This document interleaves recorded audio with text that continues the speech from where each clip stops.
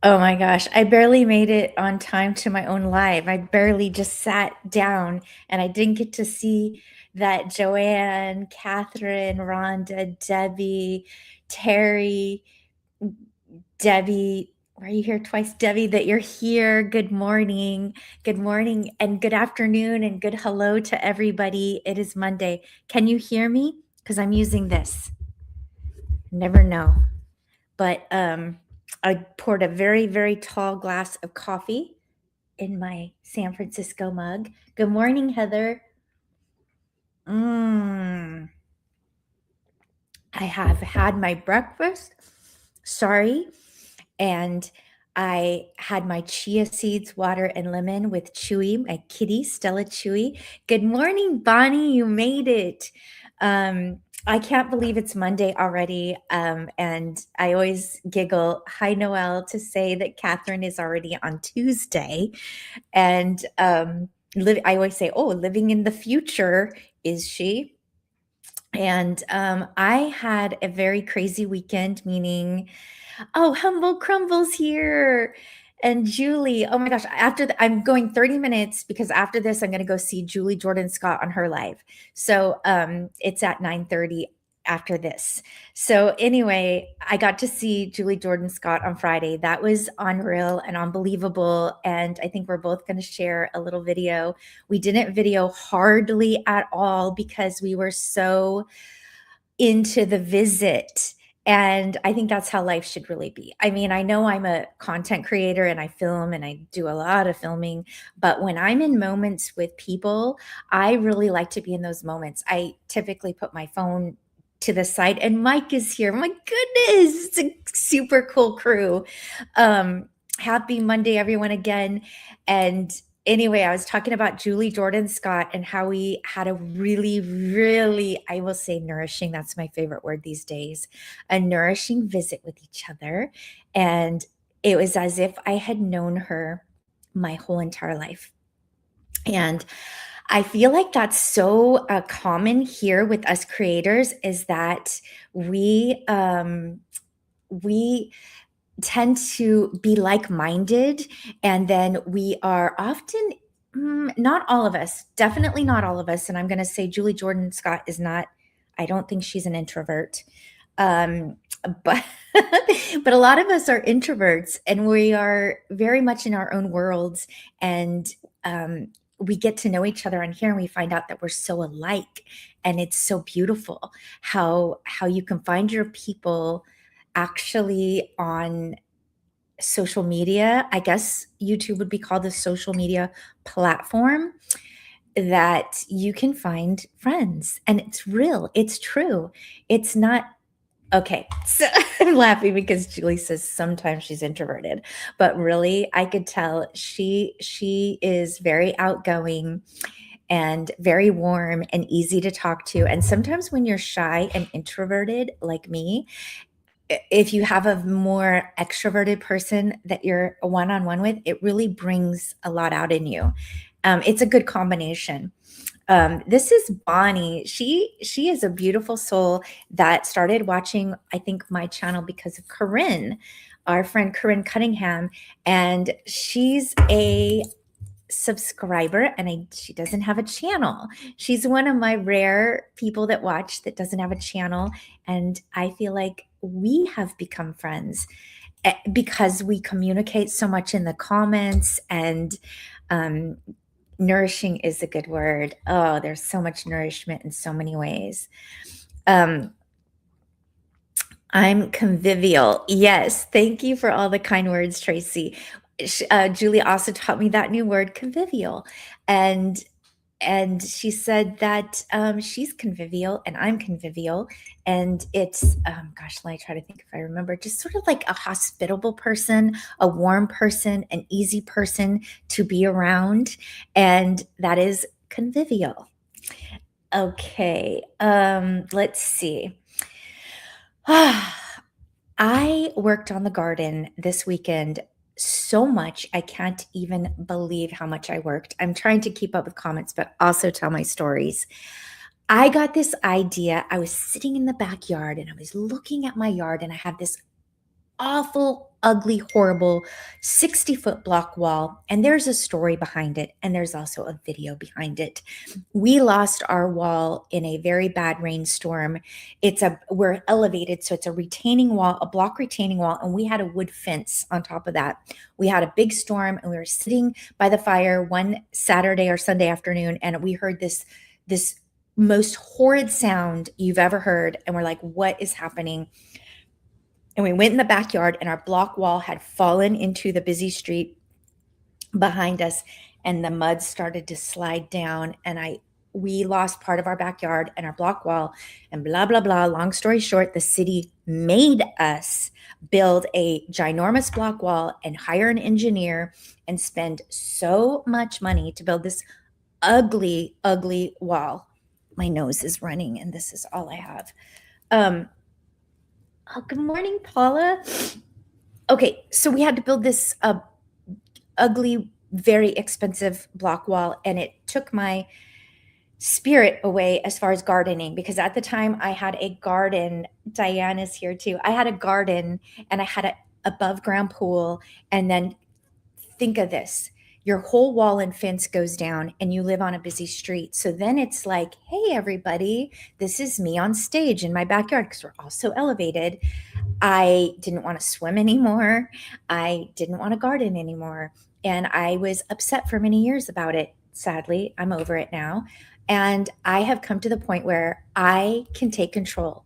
There was a part of me that wanted to paint a mural on that 60-foot wall. That would take some time. And I'm not sure I'm up for it. And it's a lot of paint and a lot of supplies, and it could be expensive. So I thought, how about this? I will plant green on the wall, and that block wall will become a living green wall. And I'm going to plant creeping figs. And normally I would want to buy all of them and plant all of them in one day across the whole 60-foot wall. But the new Tracy is taking slow, mindful steps in life and realizing that good things take time.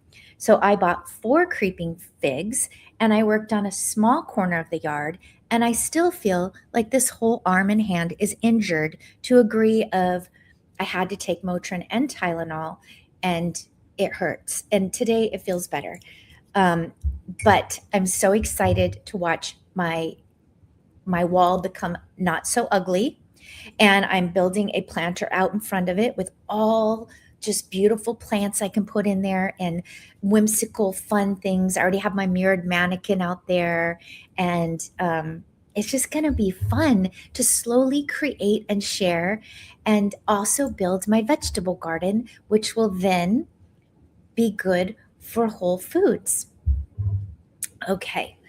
Most of you are just speaking amongst yourselves, because wonderfully and lovely-ish you all know each other, most of you, and you're so kind to one another, and I love to see that, and the support is awesome. So I weighed myself this morning. This is my health check-in on a Monday. I am still a solid 10 pounds, have not gained, have not lost. But you know what I was realizing as I was gardening is that I believe that eating better has given me more energy. And before, I didn't realize how bad I felt and how lack of energy I had. I didn't want to do anything. I would definitely 100% say in a depression. I had no motivation to want to create very much. I was still making YouTube because I love YouTube so much. You don't even know how much I love YouTube. And that's about the only thing I had in me. And plus, I made a commitment to myself. I always say to myself, I have goals, different goals that I set for myself. And when I set a goal, I most often will achieve it, because that's just sort of how I'm built. But I have to set myself goals. And so when I set the no sugar goal for January, I achieved that. And then my goal was to keep eating good, but realizing that I can't get rid of sugar my entire life. I don't think that's reasonable. So I decided to just eat more whole, to still keep the soda out of my life. And The energy is unreal, right here. Kimberly's saying it. In energy and clear-minded. Exactly. It feels so good. So all of a sudden, I'm inspired to work in my garden.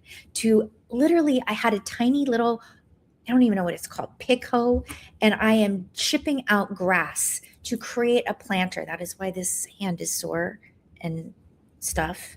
But finding what I'm calling, because it sounds so much more exciting, vessels at Habitat for Humanity for like so cheap, the $5 and the $10, sanding them down because Judith, thankfully, in one of my videos said, is varnish good for vegetables?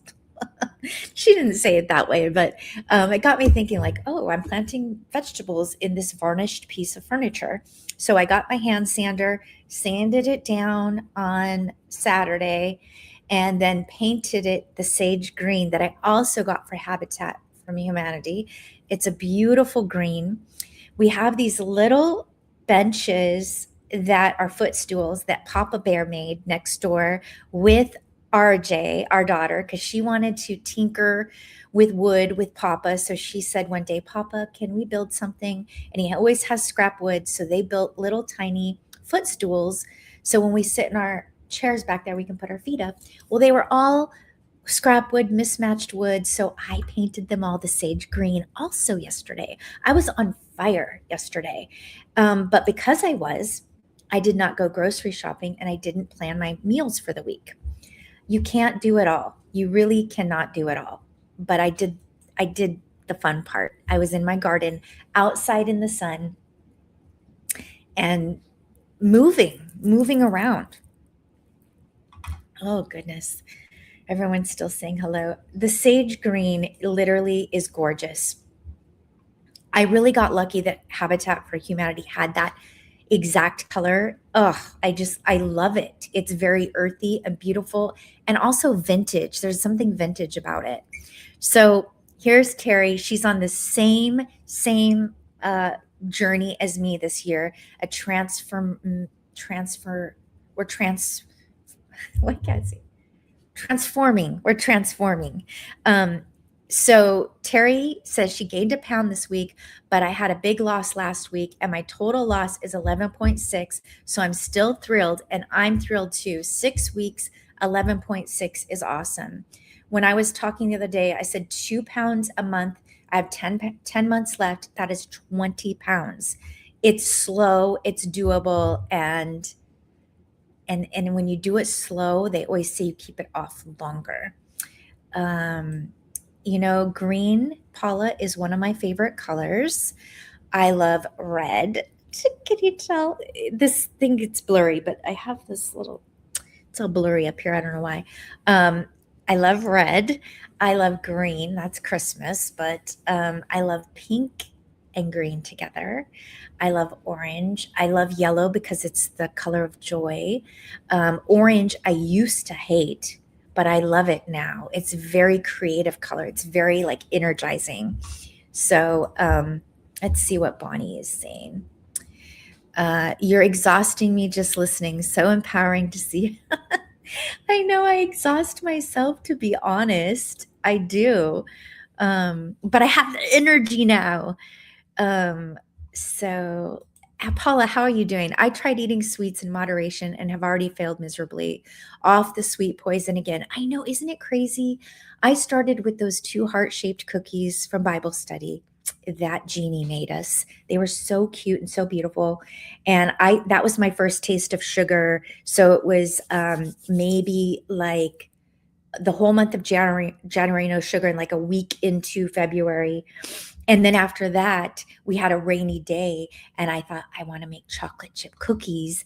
And believe it or not, after working in the garden all the day, and I made chocolate chip cookies, by the way, for Julie Jordan Scott, because it's best to share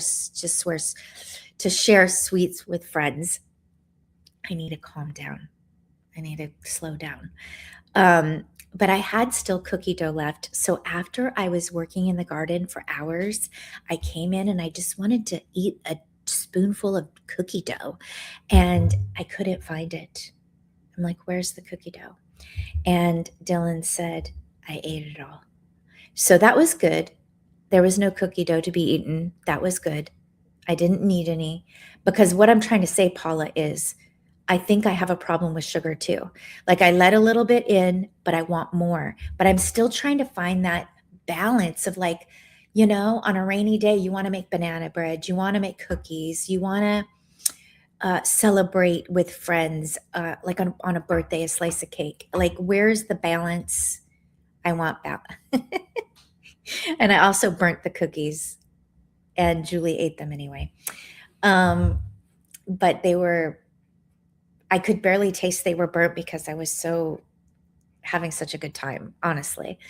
So what did Catherine say? Catherine said to Paula, "It's hard. I only eat sweets when I'm out. I don't have them in the house." That is probably key, not to have them in the house, because it takes sometimes a lot of energy just to say, I'm going to get in my car and I'm going to drive and go get somewhere. And then that in itself might change your mind. And you might decide, maybe I'll have an orange instead, or strawberries, or apple with like a good nut butter. Um, I don't know. Oh, I also wanted to share something with you all. The rainy days in winter, I love making cheese scones, and I eat them with so much butter. Oh my gosh, I love a good butter. And I like to keep my butter out on the counter so it's always soft. Um, I am so tempted. Let's speak about gardening. Can you see this? This is a chayote. Chayote? Chayote. This is a chayote. It's basically a squash. And I bought it because Crystal was here, and Crystal introduced me to chayotes, and they boiled it and then just lightly seasoned it with salt, and it was like a very mild squash, and it has a heart in there. It's very delicious. So I bought another one thinking I was going to eat it, and I have not eaten it, and look, it's like sprouting, and I think I could plant it, but I don't know if I want a bunch of chayotes yet. I don't know. But I could plant this in my garden. I'm thinking about it. I'm really thinking about it. Um, okay. Debbie's saying, so true. I have to keep sweets out of the house. Yeah. And she shared a story with me recently where she visited some friends and made a beautiful, delicious chocolatey cake, and shared it with friends, which is how I believe we should do it. And then left the leftovers with the friends and got to enjoy a bit of her baking. And I think that's a good way to do it. I really do. Um, Banana bread. I love that you have it everywhere in the US. Oh, it's not common in New Zealand. Oh my gosh. It was when the kids were little, because we were always buying bananas. And they always often got overripe. I made banana bread almost so regular basis that I had the measurements memorized. And I always like to put chocolate chips in my banana bread.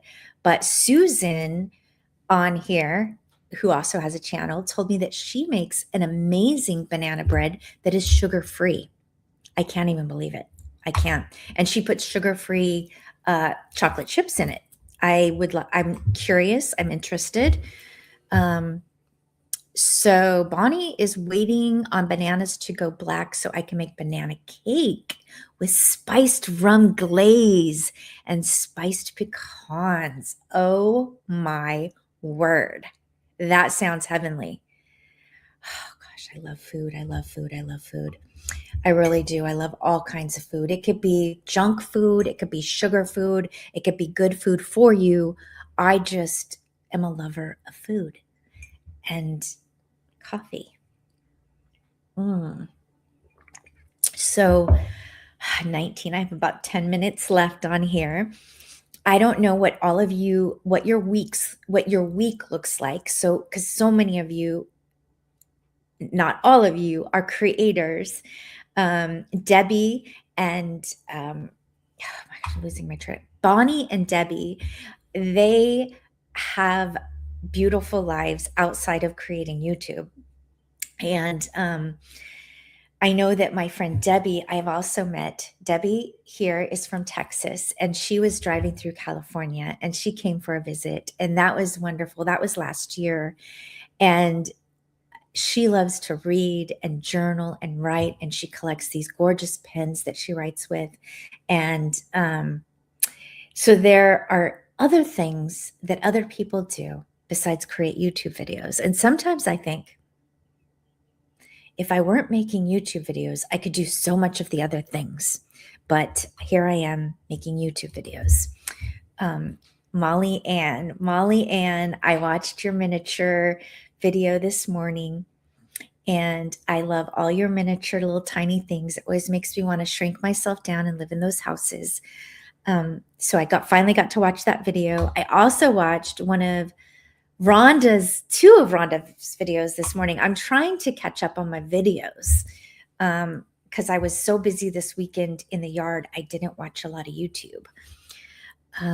Bonnie says, I would love to be a creator, but never felt like my life is okay. No, Bonnie, everybody here, let's talk to Bonnie. I think you should try it, Bonnie. I already know that I don't want to say flip furniture, but you were showing somebody some furniture this morning, and you have an eye for things, and you have so much to offer to this community.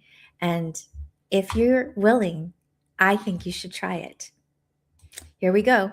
Bonnie, I'm doing a series about a boring life. Look at this. Julie Jordan Scott. So Bonnie, think about it. Think about it. If you have any questions, I'm here. So bye, Rhonda. Oh, and Rhonda does hair just like you, Bonnie. Rhonda does hair. So we have so much in common here, I'm telling you. Let's see. Food and coffee, life-giving. Couldn't agree more. Good morning, Pam. Good morning. Molly doesn't make miniatures, but she has about 3 or 4 little, I forgot what they're called, houses, doll houses, and she does the lighting in them, she wallpapers them, she tiles the floors. They are unbelievable, and she gets all these cute, tiny, wonderful things to decorate her doll houses. It is intriguing. I love it. So here she's answering you. I'm redoing one of my doll houses, the interior and exterior. Yep. And she has a greenhouse, a mini greenhouse, and I wish I had a real one in the backyard. So Debbie is telling Bonnie she takes photos of her morning coffees. Yes, I forgot to mention that. She has a series of mug shots, and her coffees are beautiful. They're always beautiful. So yeah, coffee portraits. It's unreal. It's beautiful, and I love to watch it because I also follow her on Instagram and on Flickr, so I get to see that. And oh, I forgot to say, what were you saying? Boring life is my favorite anyway. It feels boring to the person that lives it all the time, but you aren't boring to another person. This is true. This is true. We all have something to offer. I really do believe. Okay, hashtag my mugshots. That's, I think, how you can find her on Instagram to see her mugshots, I'm guessing. Gosh, I love you guys. I love Mondays. Okay. Yeah, mugshots. I used to do it too back in the day. I have so many of these, by the way, Starbucks mugs, and I got rid of all my ones that were from different countries. I sold them at a yard sale because I had maybe 30 of them, and they were all up there collecting the oil from cooking and getting dust on them, and I wasn't using them. So I sold them, but I kept this series of states. And now RJ works at Starbucks, so it works out well. So you can get used ones that are beautiful for good prices. The new ones are very pricey. You're talking about your doll houses. Oh my gosh. Jen, I started to watch your botanical gardens this morning with your son. And I have to say, I love the way your son dresses, and I love his hat. And I was thinking as I was watching it, Jennifer, you have raised your children to embrace who they are, exactly who they are, and to live it. And I love seeing little glimpses of that. And I cannot wait to go back and watch the botanical gardens. Julie's saying bye because she has to get ready for her live. So Catherine has seen them at charity stores sometimes. Next time I see one, I'm going to get it. It is so much fun. And wouldn't it be so much fun to I had a dollhouse that my grandpa made me when I was little, and I so wish my mom didn't get rid of it. I would love to have it today. And they wallpapered it and they decorated it, and my grandpa built it with his own two hands. And I wish I had it today. And if I had one, it would be like going back in time. There's nothing like pretending. And when you're little, pretending that you're running a household. And Pam can relate to this because when we were little, and I say we because I did this too, I loved to play school teacher. And I would get all my stuffed animals laid out on the bed, and they were my class. And I had my record player, and I would play music for them, and I would teach them, and I would talk to them.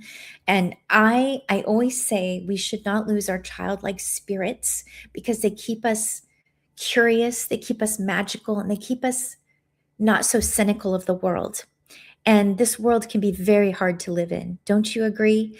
And so when you take that time to just be in those moments, if you're in your garden, gardening, or you're remaking a dollhouse, or you're teaching piano and music lessons and singing lessons like Pam does, you're just putting so much good out into the world.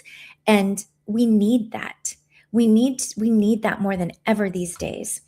And here is my friend Noelle. My grandpa built me a huge dollhouse. No way. And my neighbor wallpapered and carpeted it. I played with it for hours and, of course, decorated it. I learned something new about you, Noelle. We have something else in common. And do you still have your dollhouse? Because I so wish I had my dollhouse. My husband is an electrical engineer and he does all of the electrical work. So I'm thinking you're talking about he could make your dollhouse light up. My Oma and Opa made a dollhouse for us. My Oma made the curtains and carpet and wallpaper. My Opa made the furniture, which is what he did in real life. Make furniture, a long lost art. Oh, I love that hearing that some of us have dollhouses. So if you guys don't know Molly already, you need to go see Molly's miniatures. They are unbelievable. Unbelievable. I'm getting far behind again. Yes, it's important to keep our childlike spirit. I feel that way when I'm out and about exploring. So, yes. And Paula, I heard that you checked on Noelle, and that made my heart so happy because Noelle is still here with us, but not creating content. Molly Ann, Tracy, scientifically, it is proven that what we loved at the age range of between 10 and 12 is what we should be doing now. Wow. Oh man, yes, Tracy. All the little stuffed animals and dolls lined up on chairs. I would make books for them out of paper and scribble instructions before I knew how to write. Oh my gosh, I love it. And you did become a teacher and you were doing that as a kid. So you fulfilled your dream, Pam. And okay, I only have like 2 minutes, but I have been seeing, because I haven't been doing my art lately. I've been seeing on Instagram these little, because I like to draw girls, and it's almost like paper dolls, and then you open them up and there's something inside of them, or they're holding a letter and you open the letter, and I'm thinking about doing stuff like that too. I don't know why I had to say that, but I had to add that because I think Molly was talking about when we're 10 and 12, what we loved then is what we should be doing now. And my coffee is getting cold, which I don't like, but I can heat it up when we're done. And then I will sit with Julie Jordan Scott and see what wisdom she will be sharing on her live. So I will have to be going very soon. But Molly Ann, yes, for me, that was teaching, and you are doing wonderful with it now. I played teacher with my dolls, and I've loved teaching, tutoring for numerous areas over the years. And now you're helping us be better versions of ourselves. And what could be better than that? Pam, the funny thing is, I didn't know it was in my dream. I didn't know what to take in college. I just went into teaching because people told me to. But it was what you had in you all along. And I can only imagine that you're such a good teacher. So I am going to say goodbye because I want to go see Julie. And I love you all. And I hope to see you next Monday. And I hope you have a wonderful, wonderful week, a nourishing week.